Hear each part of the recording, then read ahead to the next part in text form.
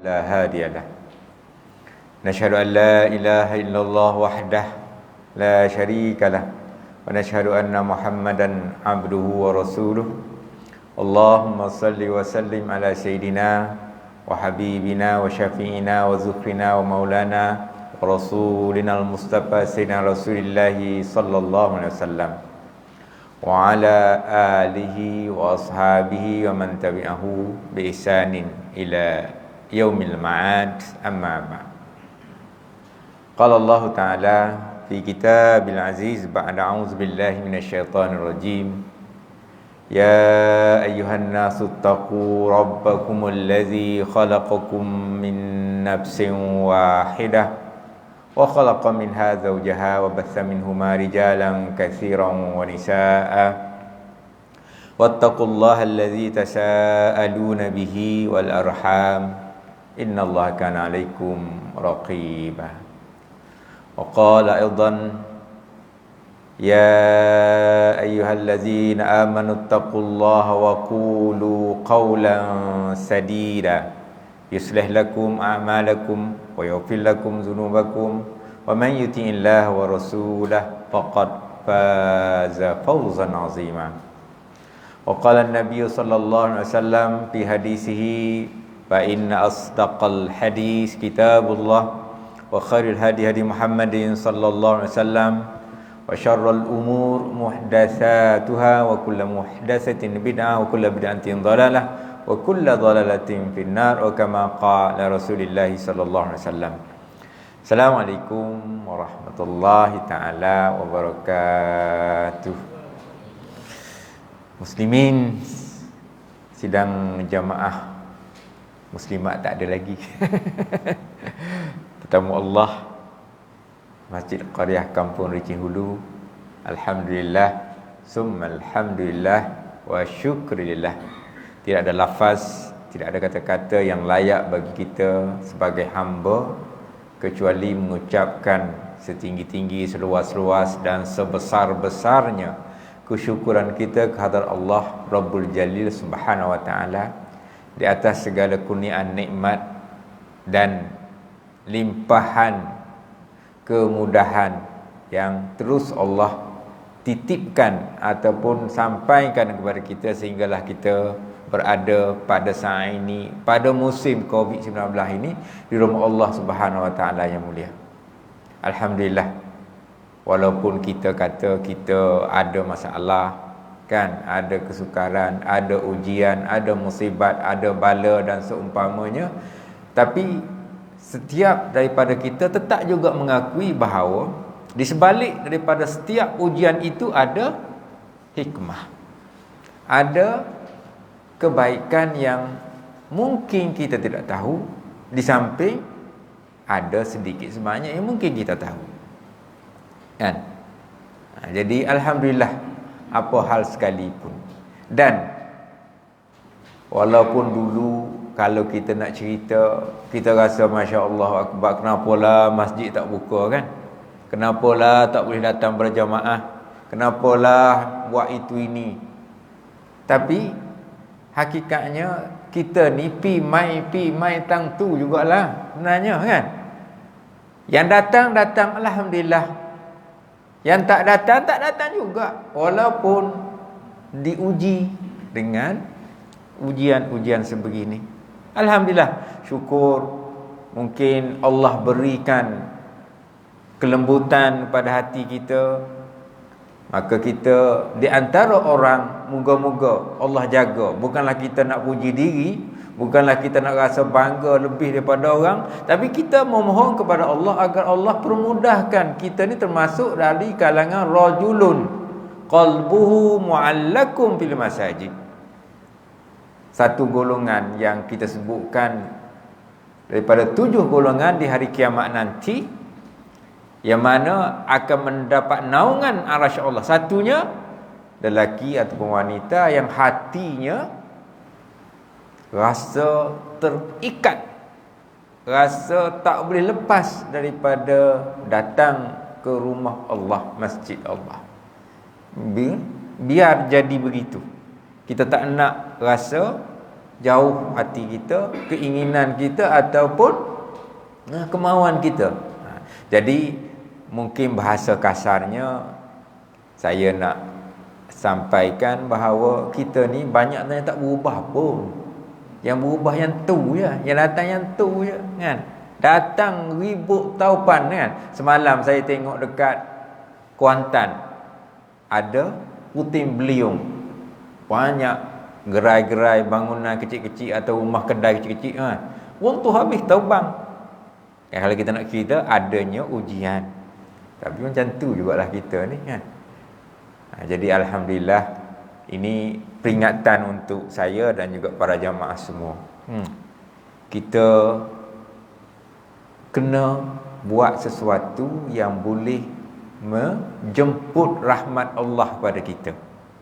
Kan? Dan pastinya kalau kita nak cerita Allahu Akbar Ustaz, kita ni dah nak masuk bulan Ramadan.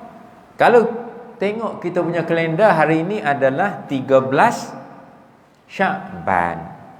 Esok 14 Syakban. Esok malam selalunya kalau kita nak sebut ada hubungan dengan satu malam yang namanya Nisfu Syakban. Saya tidaklah nak membahaskan isu ini, walaupun tiap-tiap tahun benda ni akan muncul dan datang. Orang bincang boleh ke tak boleh ke, macam mana hadisnya, ada yang macam mana dan sebagainya kan. Tak habis nak bincang lah.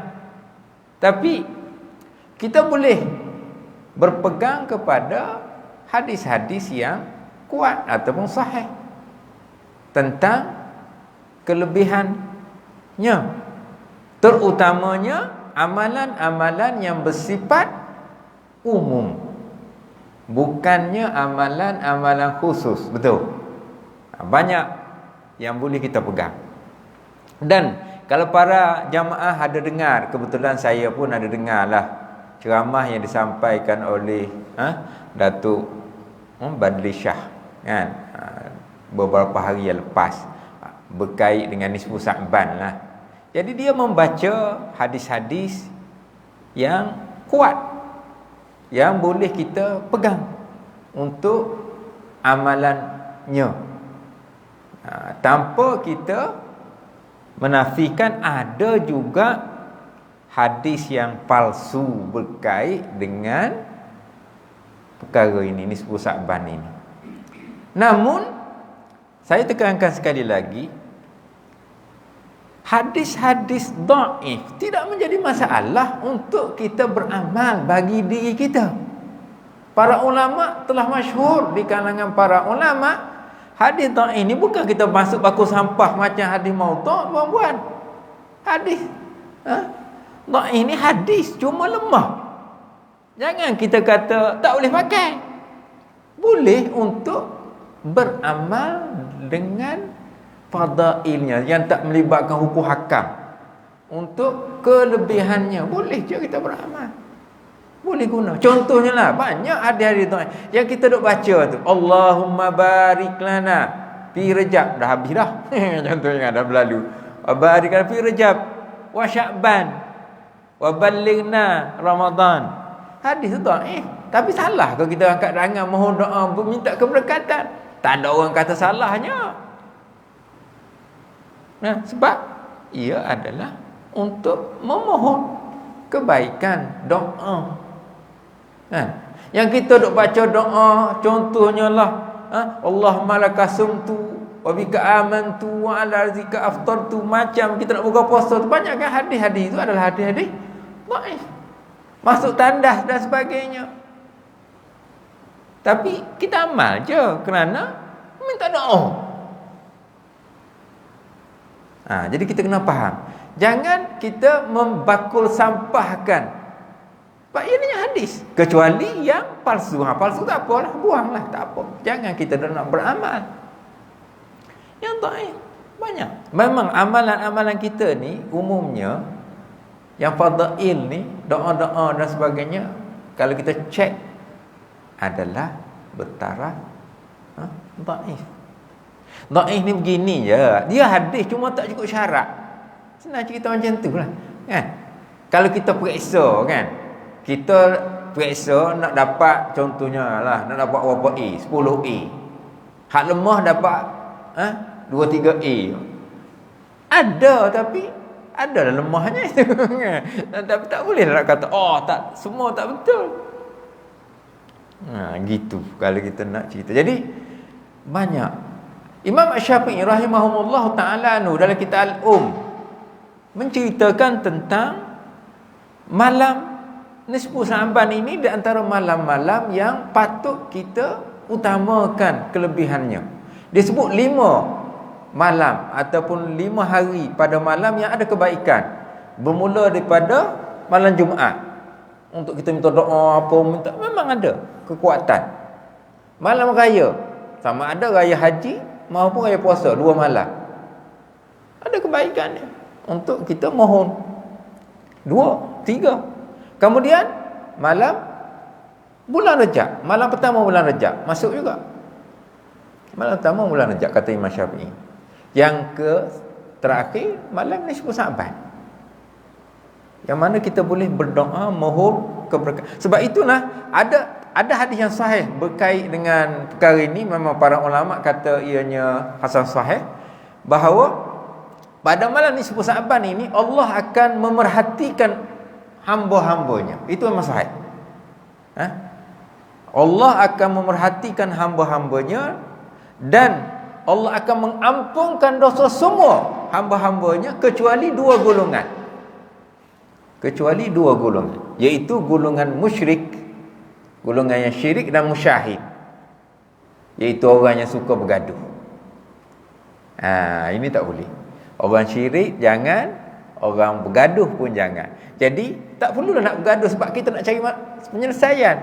Tak payah nak bergaduh lah bab ni. Sebab bergaduh itu akan menolak kita kan daripada diterima amal kita oleh Allah Subhanahu Wa Taala. Manakala hadis yang adalah Siti Aisyah satu malam, kalau nak cerita memang panjang lah, banyak juga hadis cerita ni ya. Satu malam dia tengok Rasulullah SAW sedang sujud, tiba-tiba macam tak bergerak-gerak tangannya sampai dia pegang tangan. Adalah panjang hadisnya. Itu dhaif juga, betul. Dhaif. Tapi bukanlah tak boleh pakai langsung.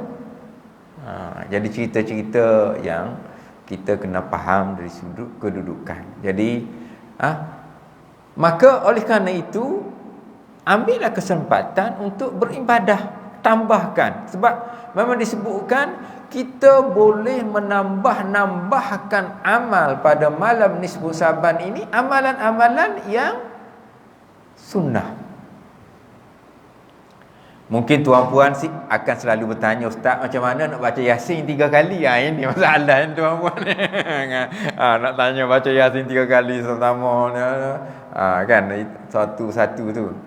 Betul, tidak ada nas yang khusus berhubung dengan amalan baca Yasin ini. Cuma kita berpegang kepada pandangan umum bahawa nak baca Yasin tidaklah menjadi satu kesalahan. Tapi jangan sesekali beriktikad dengan sambutan khusus tadi ataupun niat-niat khusus itu, sebab tidak ada yang jelas sahihnya. Tapi nak baca Yasin, bacalah, bukan masalah. Jadi benda-benda begitu kita kena sesuaikan. Sambutannya berbeza dengan apa yang kita kena fahami. Itu benda-benda begitu betul lah kita kena, sebab kita akui bahawa beribadah ni kena ada untuk kita kata ianya ada nas sunnah.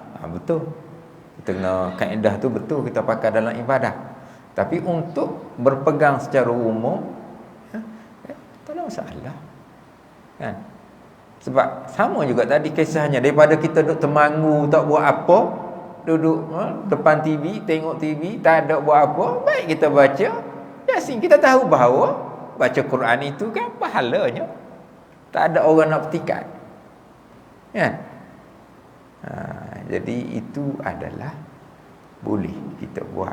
Ataupun kita rasa nak tukar baca surah-surah lain pun tak apalah.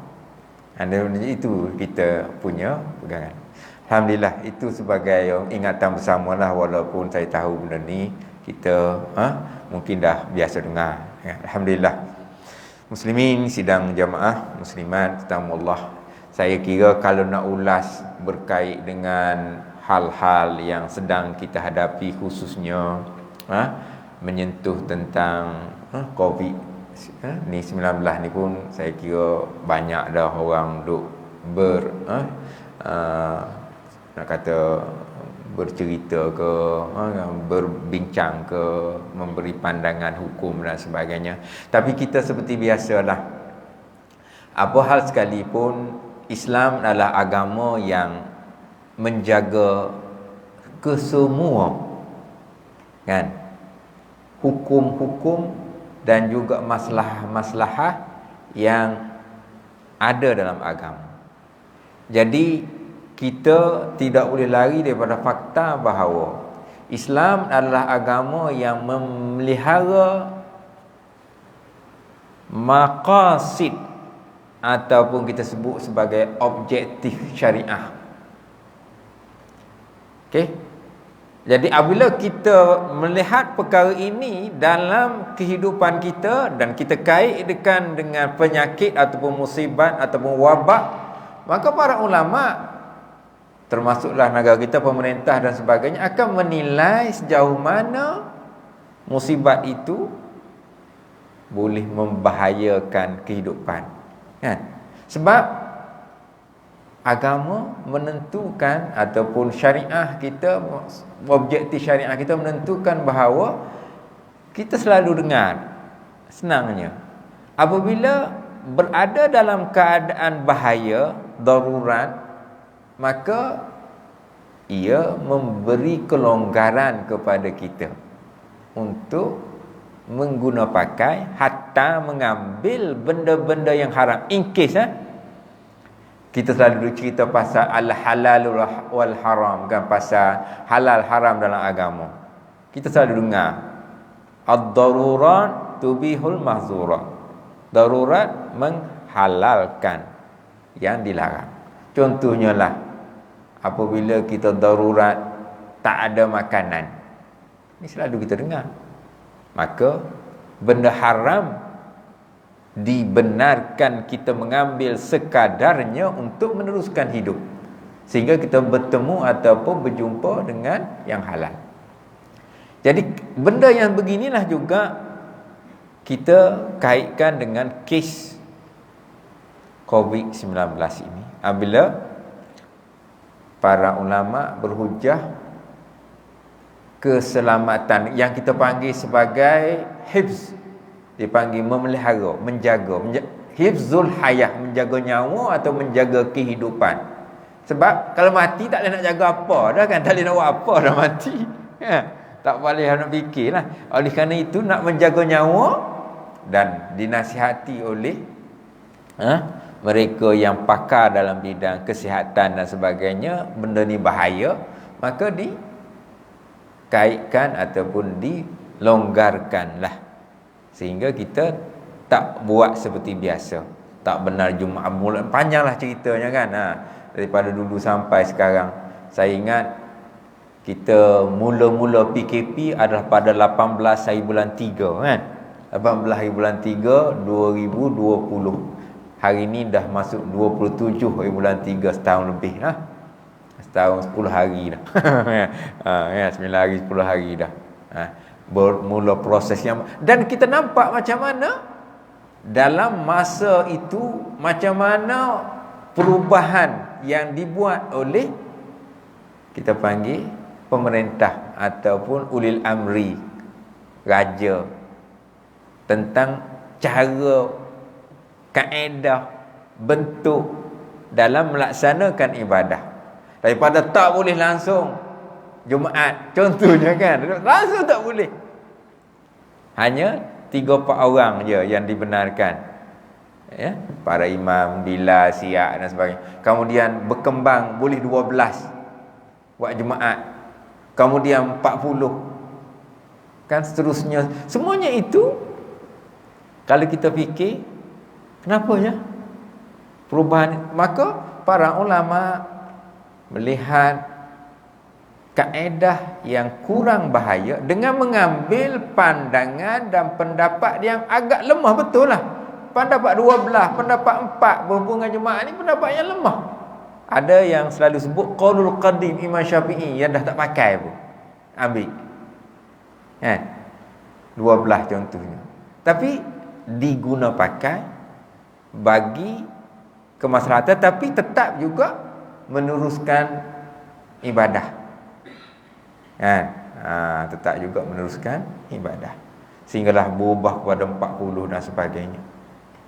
Jadi benda-benda begini saya nak ceritanya adalah berlaku. Dan kita terima ataupun patuhlah senang cerita akur dengan ketetapan,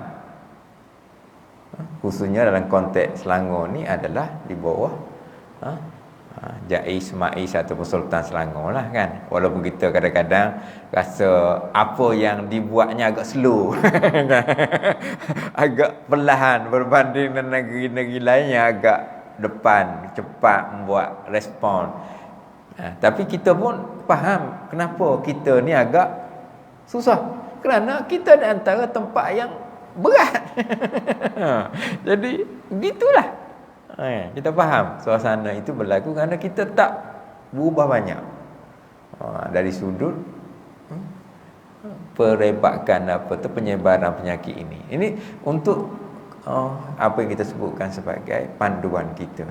InsyaAllah moga-moga kita tahulah dengan berlalunya masa dan dengan keadaan yang makin baik ini, insyaAllah lah kan, kita harap satu waktu benda ni akan dapat kita kembali normal. Sebab memang kita berharap macam Perlis dah mulai membenarkan kita merapatkan soft balik. Sebab itu adalah sunnah yang kita nak buat. Sebalik rapat-rapat soft semua kan, senang rasanya kan. Tapi sekarang tak boleh.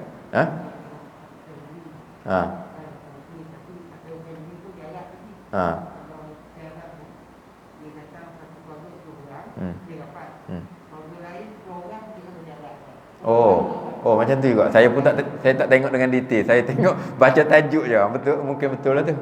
Masih lagi terhad lah kan. Maknanya sebab dia melibatkan kumpulan lain kan, orang lain. Tapi saya ingatkan semua pakai terus je. Saya pun salah faham lah tu. Tak apalah kan. Alhamdulillah. Jadi benda-benda beginilah kan.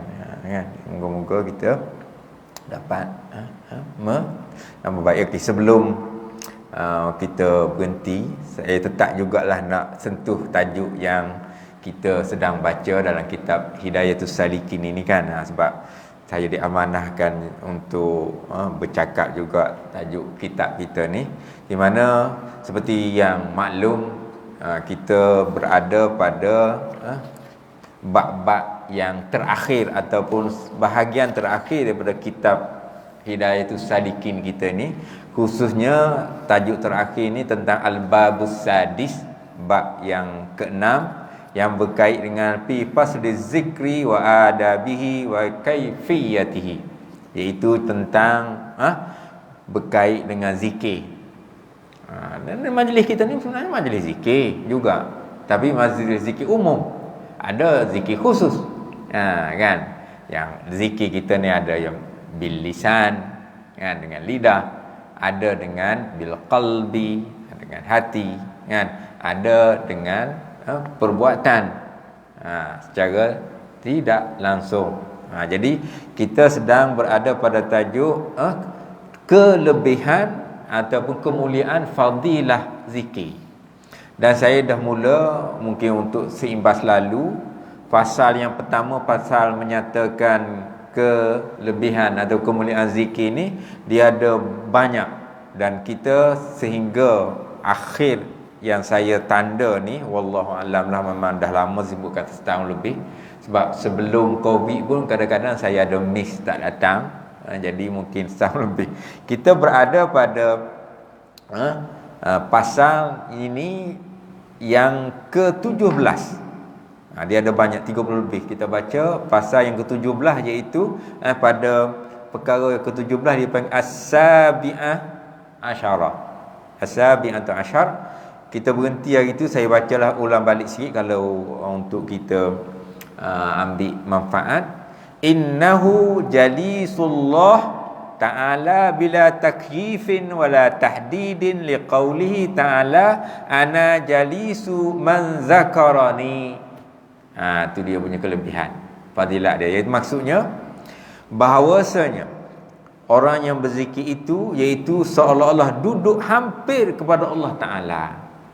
Kalau kita berzikir, berada dalam majlis ilmu ataupun zikir khusus sebutkan tadi, ibaratnya kita ni duduk dekat hampir dengan Allah Ta'ala dengan tiada berkaifiat dan tiada terhad, tanpa ada kaifiah. Mungkin kalau tuan tanya duduk dengan Allah macam mana, kaifiahnya, kaedahnya, tentulah tak boleh jawab kaedahnya kalau kita duduk sini kan. Jadi kita faham kaedah dia. Macam juga kita cerita pasal sifat-sifat Allah, macam istiwanya Allah. Tentu kita tak boleh fikir kaifiahnya macam kita. Kalau fikir macam kita, rosaklah. Kita faham kaedah dia, kaifiah dia. Jadi sebab itu dia kata macam duduk hampir kepada Allah itu tanpa ada kaedah, kaifiah, tanpa ada had disebutkan sini. Bila tahdid, had tak ada juga. Betapa special ataupun istimewanya apabila kita berzikir dalam hubungan kita dengan Allah Subhanahu Wa Taala. Tiada kaifiat juga tiada terhad. Kerana apa? Kerana Allah sebut dalam Al-Quran yang selalu kita dengar, iaitu yang mana ana jalisu man zakarani, dalam hadis kursi. Aku duduk dalam majlis orang mengingatiku, berzikir kepada aku, menyebut-nyebut aku. Tapi tuan orang katanya duduk Allah macam mana? Parahlah jawab dia kan. Tu yang dia kata tak payah nak tanya tu. Aku bersama, aku memberi rahmat, keberkatan. Itulah maksud yang lebih luasnya. Cahaya yang dilimpahkan kepada mereka yang berada dalam majlis mengingati Allah. Dan kita tahu, selalu juga kita dengar, barang siapa yang mendekati Allah. Kalau kita nak ukur hadis kudusi juga, kalau disebut dalam hadis tu, kalaulah kita mendekati Allah sejengkal, Allah akan mendekati kita lebih ke depan 2 jengkal. Kalau kita mendekati Allah sedepa, sehasta, Allah akan 2. Kalau kita melangkah ke arah Allah selangkah, Allah akan dekat kepada kita 2 langkah. Maknanya pasti dia akan lebih advance, lebih ke depan daripada apa yang kita lakukan. Sebab itulah dalam hadis tu disebutkan ana fi zanni abdi. Aku ni, kata Allah, dalam sangkaan hamba-Ku. Maknanya apa yang kita lakukan untuk berdekatan, taqarrub kepada Allah. Ana disebutkan aku, kata Allah, fi zanni abdi, dalam sangkaan ataupun apa yang kita usahakan hamba-hamba kita. Jadi begitu dia punya kaedahnya. Okey, itu yang lepas saya tanda saya kita sambung satu lagi mungkin untuk sebelum saya stop berhenti. As-saminata asyara, yang ke-18. Tadi yang ke-17. Yang ke-18 kalau bahasa lama, yang ke-18. 18. Okey.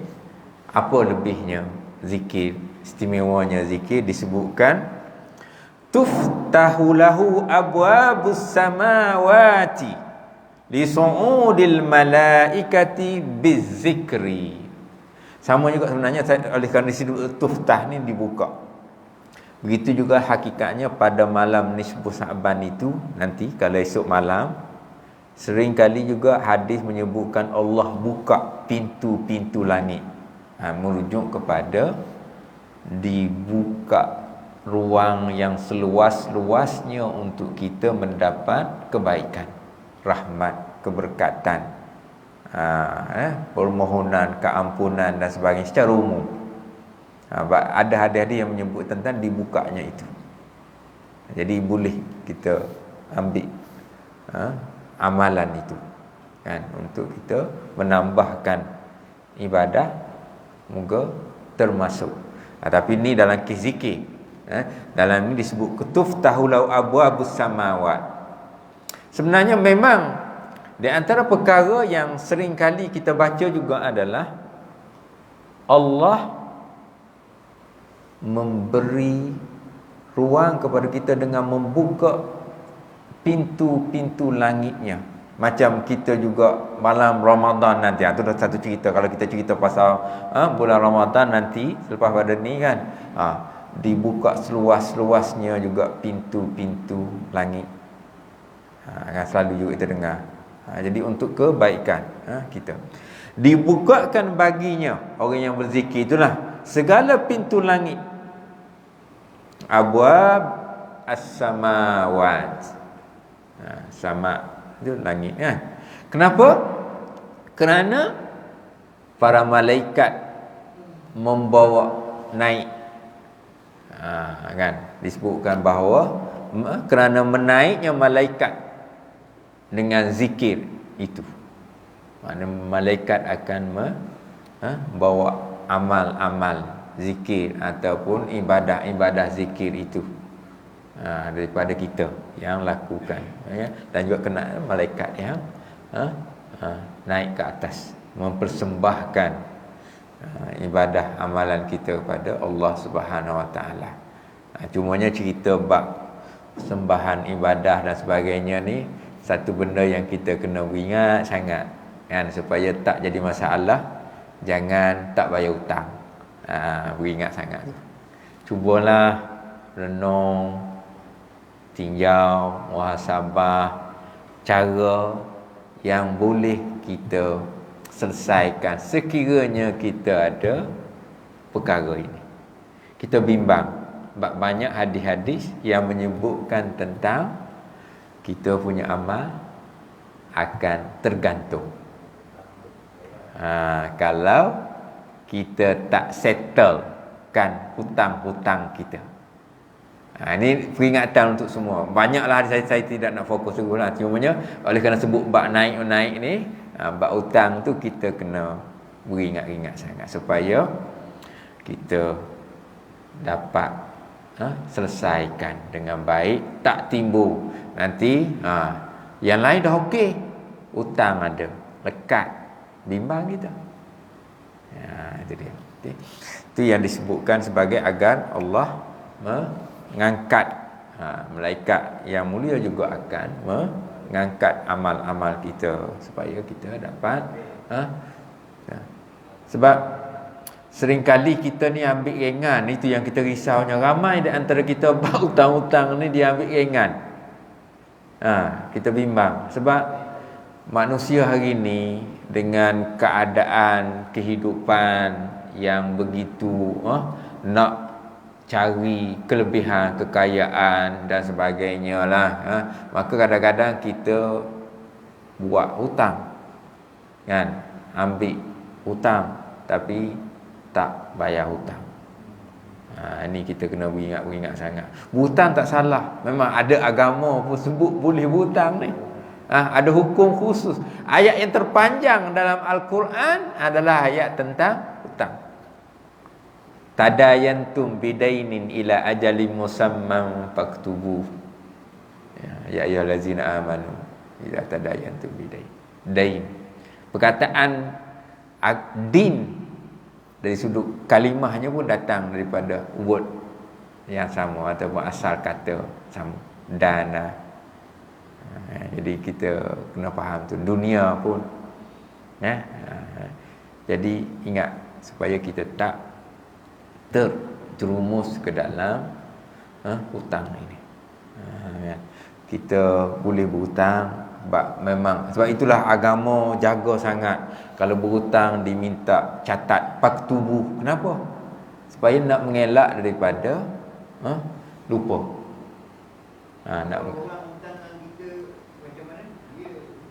Okey, kalau orang berhutang dengan kita, akhirnya kembali kepada kita. Kalau kita nak maafkan, alhamdulillah baik. Tapi kalau kita tak maafkan, tak lepaslah dia. Memang bila ratus ribu tak akan orang maaf punya. Kita, sebab itulah dia ada kaedah lain. Iaitu kita pertama beri peringatan kepada dia tentang hutang dia. Itu memang tanggungjawab kita supaya dia ingat. Kedua, kita kena orang kata paling-paling tidak kena juga memohon kepada Allah agar melembutkan hatinya membayar hutang.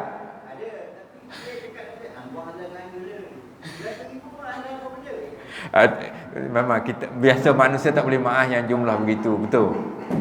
Kita tak akan boleh maaf besar.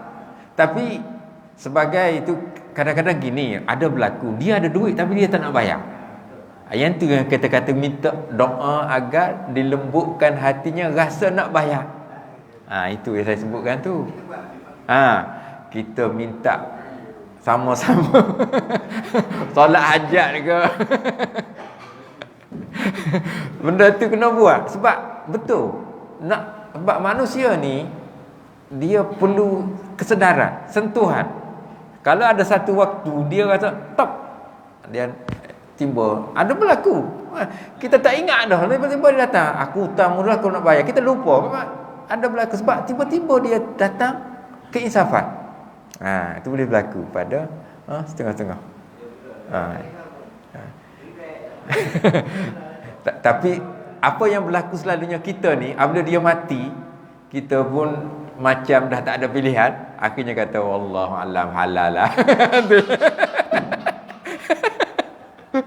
Dah nak macam mana? Dah mati.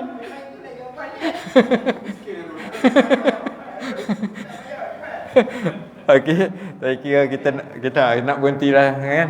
Insya-Allah moga-moga, tapi insya-Allah kita boleh bagi peringatan, minta, itu hak kita, tak salah. Okey. Saya akhiri dengan lafaz yang mulia, aqulu qouli hadza wa astaghfirullahal azim li wa lakum wa lisairil muslimin wal muslimat wal mu'minin wal mu'minat fastaghfiruh fa ya fawzal mustaghfirin wa ya najat taibin. Assalamualaikum warahmatullahi wabarakatuh.